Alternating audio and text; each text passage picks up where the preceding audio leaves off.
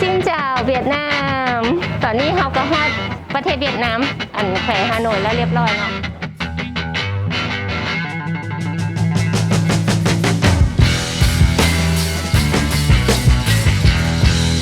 สินอยากเลยนะ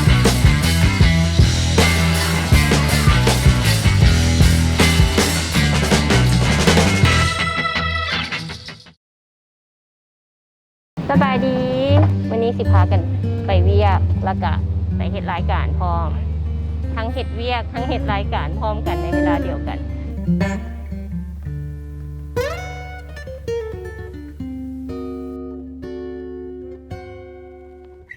ซินเจ้าเวียดนามตอนนี้เราก็ฮอดประเทศเวียดนามอันแขวงฮานอยแล้วเรียบร้อยเนาะเดี๋ยวสิพาไปเข้าโรงแรมก่อนแล้วคนไปเฮ็ดเวียกแล้วจังสิพาไปทัวร์ตอนค่ำด้วยว่าสิพาไปใส่แน่ตามกันมาเลย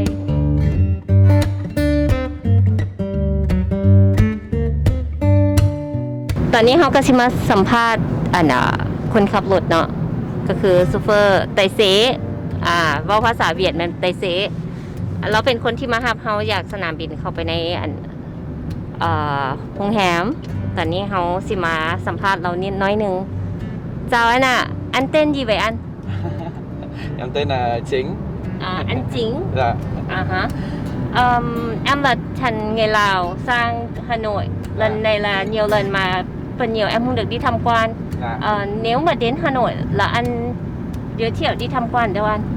Tham quan phủ chủ tịch ạ. Phủ chủ tịch. Hoàng thành Thăng Long đúng không? Đúng rồi ạ. Hoàng thành Thăng Long rồi là đi Văn Miếu. Văn Miếu là về học hành. Về học hành. Còn đi xa xa Hà Nội nữa thì đi Ninh Bình. Ninh Bình. Hạ Long. Hạ Long. Đi Sapa. โอเคเพื่อนบอกว่าถ้ามาฮานอยนี้ก็สิไปบอนที่ประธานประเทศเก่าซื้อ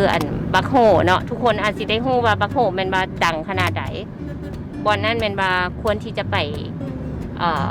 เยี่ยมชมแล้วไปเยี่ยมยามแล้วก็ไปสถานที่คล้ายๆแบบมหาลัยที่ดังๆอยู่ในนี่แล้วก็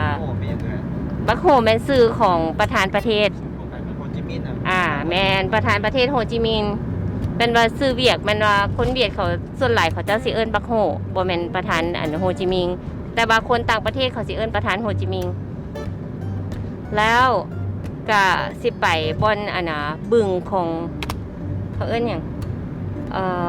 เตายักษ์บึงเตายักษ์อยู่กลางเมืองเลยประมาณนี้แล้วก็สิออกนอกเมืองไปอีกก็สิเป็นบิงดินไปงั้นนิงบิงไปเมืองนิงบิงบอนนี้มันว่าคล้ายๆเป็นบอนตลาดน้ำประมาณนี้บอนที่มีเหือน้ำเป็นคล้ายๆคือกระตาประมาณนี้แต่ว่าสองภาคทางที่เขามาตลอดภาคทางเลยก็จะมีปลูกต้นไม้ตลอดสองภาคทางเลยซึ่งว่ามันเป็นบรรยากาศที่ดีสำหรับบ้านเขามันสิเฮ็ดให้บรรยากาศมันบ่ร้อนจนเกินไปมันสิมีความซุ่มของอากาศบางซีซะแต่ถ้าบ้านเขาได้แบบนี้ก็คงสิดีแต่ว่าอนาคตคิดว่าทุกคนก็คงสิหันมาปลูกต้นไม้หลายขึ้นเนาะ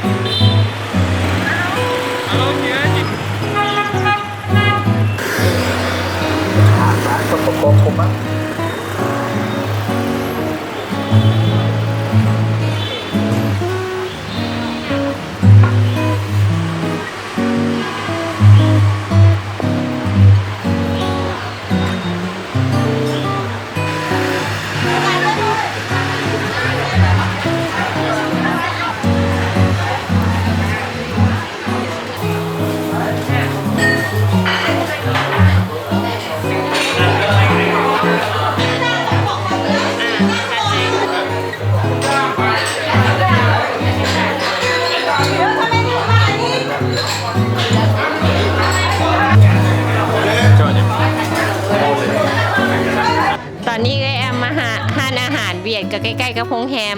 ซึ่งมันเป็นเรื่องที่สิว่าจังได๋มันก็บ่แม่น Amazing ดอกเรื่องของเรื่องสั่งอย่างแล้วมันบ่มีสักอย่างก็คือ อยากเปลี่ยนซีนงัวให้เป็นซีนหมูหรือซีนไก่เป็นไปบ่ได้ถ้าเฮาสิกินซีนงัวก็คือมันมีแต่แนวเดียวคือมีแต่ซีนงัวให้เฮากินคือเห็นอาหารแล้วแซ่บและอีกอย่างนึงถ้าเจ้าสิกินก็คือกินเป็นเจเลยจังซี่นะโคตรตลกเลยแต่ก็โอเคตอนนี้ก็ได้อาหารมาแล้วเพราะว่าแอมโปได้กินซีนงัวเนาะอยากได้ซีนหมูแต่บ่ได้กินซีนหมูแต่ว่าเป็นซีนงัวแทน มันเป็นอาหารตามสั่งตามจิ๋ว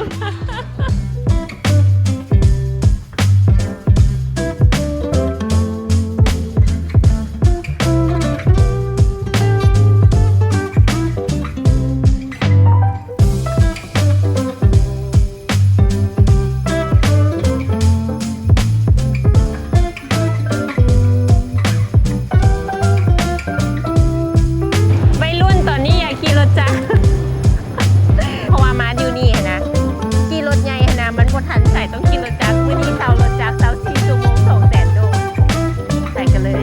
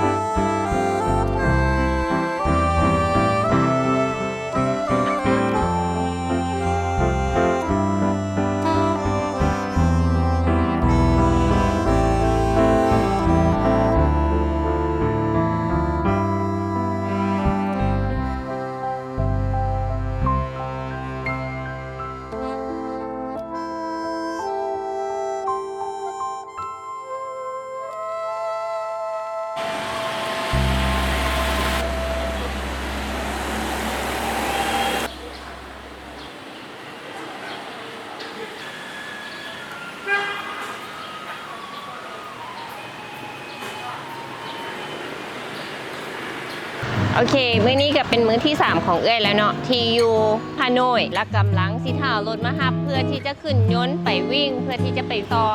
วิธีการใช้ชีวิตของคนเมืองอยู่นี่นะเขามีการแอคทีฟเขาบ่เคยหยุดก็คือเขาจะเฮ็ดนั่นเฮ็ดนี่อยู่ตลอดเวลาประเทศเขาขับเคลื่อนอยู่ตลอดเวลา